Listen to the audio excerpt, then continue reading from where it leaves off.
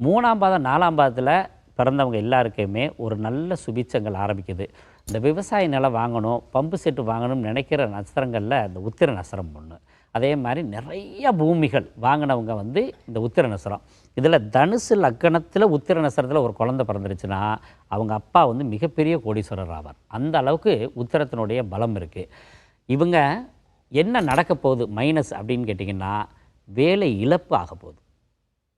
அதை நீங்கள் நல்ல கவனமாக இருக்கணும். அதே மாதிரி காதல் தோல்வி அடையும் ராசியாக இந்த வருஷத்தில் இருக்கிறது கன்னி ராசி தான். இதில் தத்து குழந்தை எடுத்து வளர்க்குற யோகம் இந்த கன்னி ராசிக்கு இருக்குது. அதே மாதிரி பார்த்திங்கன்னா திடீர் அதிர்ஷ்டங்கள் கொண்ட ராசியாகவும் இந்த கன்னி ராசி உத்திர நட்சத்திரம் இருக்குது. இந்த அஸ்த நட்சத்திரம் பார்த்திங்கன்னா நீங்கள் செய்ய வேண்டியது, எப்படி விநாயகர் வந்து எல்லா சுபம் அசுபங்களையும் கடந்து அமைதியாக உட்கார்ந்துருந்தாரோ அது மாதிரி ஒரு தியான நிலையை நீங்கள் மேற்கொள்ள வேண்டும். அப்போ தான் நீங்கள் மற்றவர்கள் உங்களை பற்றி என்ன சொல்கிறாங்க, நம்ம பாதையை எப்படி தேர்ந்தெடுக்கணும் அப்படின்றத முதல்ல தெரிஞ்சுக்கிற முடியும். நீங்கள் அஸ்தம் பார்த்திங்கன்னா எப்படியாவது 2 டிகிரி 3 டிகிரி படிக்கிற அளவுக்கு பிரில்லியண்ட், அந்த மாதிரி பிரில்லியண்ட் தன்மையுள்ளவங்க. நீங்கள் பிறந்தோன்னே பாருங்கள், அப்பா வீடு கட்டியிருப்பார் அல்லது ஒரு இடம் வாங்கியிருப்பார். அந்த அளவுக்கு யோகமாக பிறந்தவர்கள் நீங்கள். அப்படி யோகத்தில் பிறந்து ஒரு சில நேரங்கள் கஷ்டங்கள் இருக்கத்தான் செய்யும். ஸ்கின் ப்ராப்ளம் வந்துச்சு, அதுவும் சரியாயிருச்சு. இந்த தலைமுடி கொட்டுற பிரச்சனை நடந்துச்சு, அதுவும் சரியாயிருக்கு. ஆக இப்போ நிறைய விஷயங்கள் சரியாயிருக்கு.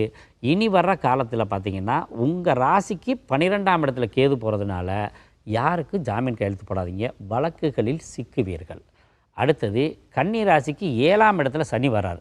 கணவன் மனைவி கருத்து வேறுபாடுகள் அதிகமாக வரக்கூடிய ராசி இந்த வருஷம் கன்னி ராசி. அதனால் கணவன் மனைவிக்கு ஒருத்தருக்கு ஒருத்தர் விட்டு கொடுங்க. முடிஞ்ச வரைக்கும் யாராவது ஒருத்தர் வேலைக்கு இடம் மாறி போய்க்கிறது ரொம்ப சிறப்பு.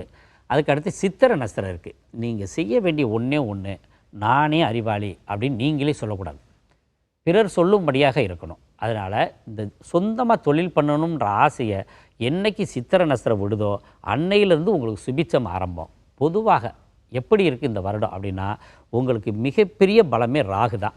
6ஆம் இடத்துல ராகு, 3ஆம் இடத்துல ராகு, 11ஆம் இடத்துல ராகு யாருக்கு இருக்கோ மற்ற கிரகங்கள் சப்போர்ட் பண்ணினாலும் வாழ்க்கையை வெற்றி பெறுவீர்கள்.